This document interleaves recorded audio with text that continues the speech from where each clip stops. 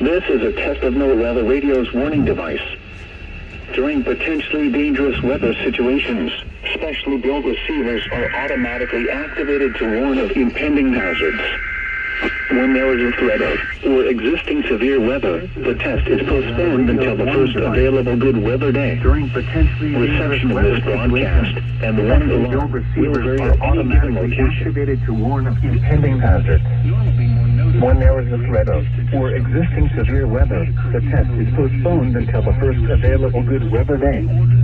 Reception of this broadcast and the warning alarm will vary at any given location. This variability, normally more noticeable at greater distances from the transmitter, may occur even though you are using a good quality receiver in perfect working order.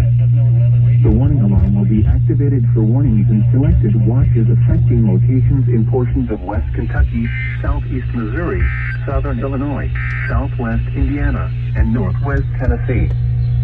This concludes this test of NOAA Weather Radio's warning device. We now return to our regular programming.